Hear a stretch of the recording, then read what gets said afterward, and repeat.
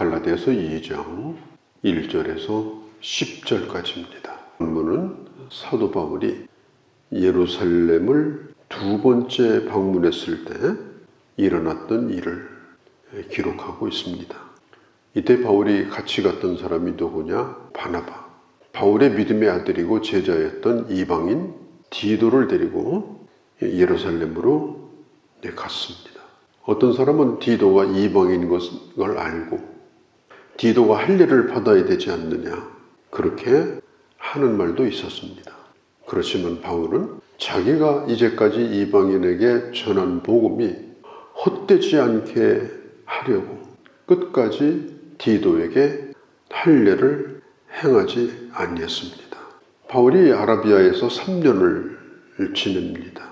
그런 다음에 다메섹에 가서 잠깐 복음을 전하고 그리고 예루살렘에서 15일간을 머물면서 야고보를 만났습니다.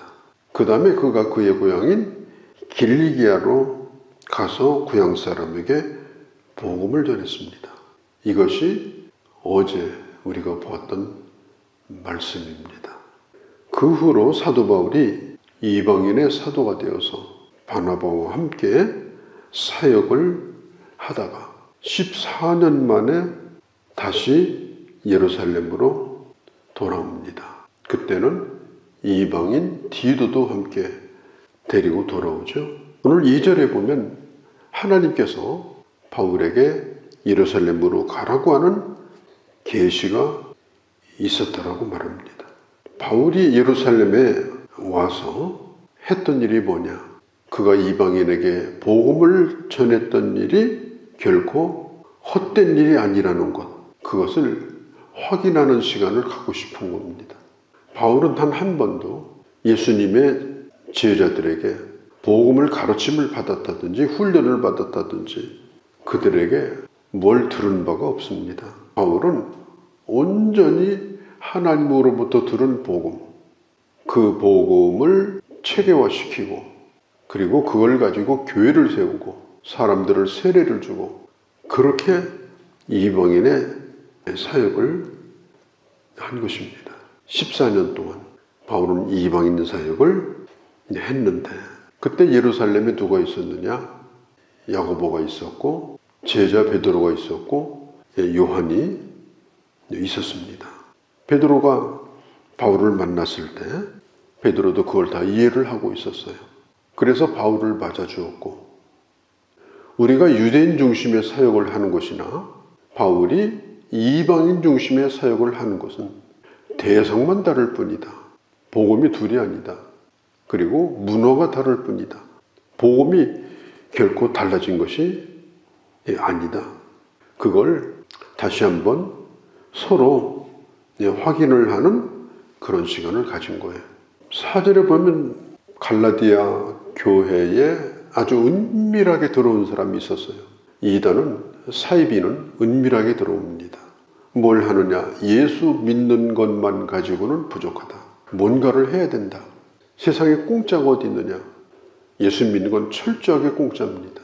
예수 믿는 데는 철저하게 뻔뻔스러움이 필요합니다. 그래서 매주일마다 우리는 와서 뻔뻔하게 예배드리잖아요. 뻔뻔하게 회개하잖아요. 왜 그래요? 우리는 뻔뻔하지 않으면 하나님 앞에 나갈 수 없는 자들이에요. 그리고 또 나와서 회개하고 또 은혜를 붙들고 가만히 들어온 자들이 바울이 가르친 교인들에게 하는 겁니다. 바울이 전한 복음은 부족한 복음이다. 할례는 받아줘야 된다. 그래야 부족하지 않다. 절기도 지켜야 된다. 결국 그들이 원하는 게 뭡니까? 하나님이 그들에게 주신 자유를 박탈하려고 하는 거예요. 이방인들은 절기도 뭔지 몰라요. 이방인들은 할례가 뭔지도 몰라요. 그냥 예수만 아는 거예요. 복음만 알고 있는 거예요. 그런데 이 얘기를 듣는 순간 무슨 문제가 생겨요? 야, 이 바울이 우리에게 잘못 가르쳤구나. 이 바울이 전한 복음은 헐값이구나. 저걸 하지 않으면 안 되겠구나. 복음이 아닌 게 돼버렸어요. 예수 그리스도의 십자가의 은혜가 사라지고 이제는 인간의 공로가 서서히 고개를 들기 시작합니다. 열심히 믿는 것 같은데 감격이 없습니다. 뭔가 잘 하고 있는 것 같은데 표정이 어둡습니다. 율법주의자들의 특징이 뭐냐? 표정이 어두워요. 열심을 내고 있는데 밟지를 않아요. 뭔가 불만이에요. 두려움이 있어요. 그게 은혜가 떠나간 자들의 특징입니다. 완벽해 보이는데 뭔가 매여 살고 있는 거예요. 그들이 노리는 것은 자유를 빼앗고 율법의 종이 되게 하려고 하는 거예요. 복음 안에서 참 자유를 맛본 자, 참 자유가 뭔지를 알고 있는 사람은 결코 다시는 그 자유를 빼앗기지 않습니다. 노예가 되지 않습니다. 5절에 보면 그들에게 우리가 한시도 복종하지 아니하였으니 이 복음의 진리가 항상 너희 가운데 있게 하려 합니다. 바울, 당신 그러면 안 돼. 지금 당신 교인들 잘못 가르치고 있는 거야. 아니 복음이 그렇게 헐값이야? 할 걸 하고 해야지.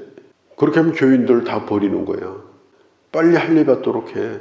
당신 잘 알고 있잖아. 옛날에 당신 유대주의자잖아. 바리새인이잖아. 왜 알면서 모른 척하고 이방인 신자들이라고 다 숨기고 예수만 믿으라고 그러고 당신 그러면 큰일 나지. 그렇게 협박을 한 거예요. 그런데 성경에 보면 한시도 바울은 그들에게 복종한 적이 없었다고 그랬어요. 그들이 하는 말을 단 한마디도 듣지 않았어요. 바울은 오직 하나님의 은혜였습니다. 오직 하나님의 말씀이요 복음이었습니다. 그들이 무슨 말을 해가지고 이 바울이 좀 뭔가 부족한 것처럼 그렇게 계속해서 공격을 했어도 바울은 일시적으로도 복종하지 않았어요. 잠깐이라도 그런 것처럼 고개를 숙이지 않았어요. 이 복음을 지키는 데 있어서는 비타협적이었습니다. 왜? 자신이 무릎을 꿇는다면 교인들은 다 망가져 버려요. 교인들은 그때부터 이제 술렁거리고 완전히 다 버려요. 자유를 잃어버린 자, 그것만큼 비참한 자가 어디 있어요? 진리에 확신이 없는 자, 얼마나 불쌍한 자예요. 그래서 그것을 위협하는 것에 대하여 바울은 매우 비타협적이고 매우 단호하였다 그랬습니다. 6절에 보면은 또 한 가지 얘기를 합니다. 나는 유명한 자들이 나에게 조금도 보태준 것이 없다. 유명한 자들이라고 해서 내게 보태준 게 뭐냐? 그들이 나를 도와줬냐? 그들이 내게 뭘 가르쳐줬냐? 바울을 아주 하시하게 생각하고 바울을 우습게 보는 사람들이 있었어요. 당신들이 좀 유명하다고 해서 당신들이 큰 자고 내가 작은 자냐? 당신들이 전하는 건 더 그럴듯하고 내가 전하는 건 우습냐? 내가 당신들에게 인정받고 싶은 생각이 없다. 하나님은 사람을 차별하지 않는다. 6절 중반에 보면 하나님은 외모로 사람을 취하지 아니하신다. 내게 의무를 더하여 준 것이 없고. 이걸 보면요, 바울은 복음에 대한 확신이 대단한 사람이었습니다. 은밀히 들어온 악한 자들에 대해서도 당당했고 바울이 전한 복음을 약간 값떨어지는 것처럼 내려다보려고 하는 당시 유명한 사람들 매우 단호했습니다. 저도 뭐 이런저런 연합활동을 하면서 유명한 사람이 있잖아요. 그러면 목회자들이 거기 찾아가가지고 손 비비고 앉아 있어요. 나는 그게 젊었을 때부터 그게 이상했어요. 유명하면 큰 자입니까? 그가 전하는 복음이 더 값이 나가는 겁니까? 전혀 상관없는 일이에요. 그런데도 거기 가서 손 비비고 앉아 있는 거예요. 그 얼마나 보기 흉한 일입니까? 특별히 바울에 대한 나쁜 선입감. 아니 저 사람 옛날 핍박자 아니었던가? 옛날 교회에 핍박하겠다고 그렇게 돌아다니던 그런 자 아니었던가? 바울은 조금도 굽히지 않았어요. 사람이라는 게 과거가 다 있는 거지. 예수 믿고 나서 거듭나고 하나님의 자녀가 되고 부름받은 하나님의 사람으로 오늘 내가 일을 하는데 과거를 들척거리면서 바울이 전한 이 복음의 가치를 떨어뜨리려고 하는 것에 대해서 바울은 조금 더 머리를 굽히거나 그들에게 아쉬운 소리를 한다거나 한 수 가르쳐달라고 한다거나 그렇게 하지 아니했습니다. 그래서 바울이 그들에게 주눅들지 않으려고 했던 이유가 뭐냐?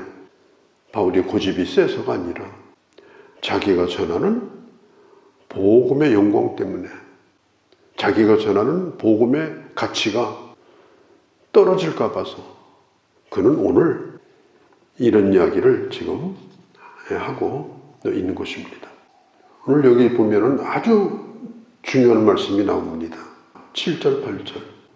예루살렘 교회 지도자와 예수님의 다른 사도들이 여기 보면 사도로 삼으셨느니라. 8절. 사도 바울을 사도로 인정했다는 겁니다. 누가? 예수님의 직제자들이. 예수님을 따라다니면서 직접 부름을 받았던 제자들이 사도 바울을 만나고 나서 사도 바울을 이방인의 사도로, 베드로가 유대인의 사역을 위해서 부름받은 것처럼 자기들이 가지 못하는 이방인들에게 하나님께서 바울을 불러서 사도로 삼았다고 하는 것을 예수님의 제자들이 공적으로 인정을 해준 겁니다. 이제는 사도 바울의 사도권에 대해서 누구도 시비를 이제 걸 수가 없어요. 바울이 이방인에게 복음을 전하고 있다는 것에 대하여 누구도 시비를 걸 수가 없어요. 이제는 예루살렘 교회도 그것을 인정했고 특별히 사도권에 대하여 인정을 했다는 부분에 대해서 이 7절, 8절은 매우 중요한 의미를 가지고 있습니다. 9절에 서로 인정했다는 것, 그리고 이제는 누구도 반대할 수 없는 그런 사역자가 됐습니다. 9절에 보면 이렇게 말하죠. 그 증거로 친교의 약수를 나누게 되었다. 이제는 동등한 그런 사역자로 서로 바라보면서 악수를 하게 되었다. 유대인과 이방인 간에 이제는 어떤 구분도 없이 복음은 증거될 수 있고, 그리고 예수님께서 말씀하신 것처럼 모든 민족에게 가서 말씀을 전하라고 하는 이 지상명령이 예루살렘으로부터 땅끝까지 증거되어지는 그런 역사가 일어나고 있다는 사실을 사도 바울이 그걸 경험한 거예요. 얼마나 그 마음에 감격이 있었겠어요. 이제는 하나님의 교회가 유대인과 이방인이라고 하는 그림자가 이제 없는 거예요. 그림자가 남으면 안 돼. 그냥 하나 되어지고 서로 사랑의 교제를 나누고 그리고 한 교회로 그렇게 서로 인정하게 되었다. 참 귀한 일이죠. 바울이 이때 예루살렘에 방문했던 이유 가운데 하나도 오늘 10절에 보면 바울이 마게도니아에서 전도를 할 때 마게도니아 사람도 굉장히 힘들었지만 예루살렘 교회는 더 힘들었어요. 그래서 마게도니아 교회가 구제연금을 걷어가지고 흉년 때문에 시달리고 있던 예루살렘 교회를 지금 돕는 일을 추진을 하고 있는 부분을 여기서 볼 수가 있습니다. 이제는 이방인 교회가 유대인 교회를 돕는 그런 아름다운 모습도 오늘 여기 나타나고 있습니다.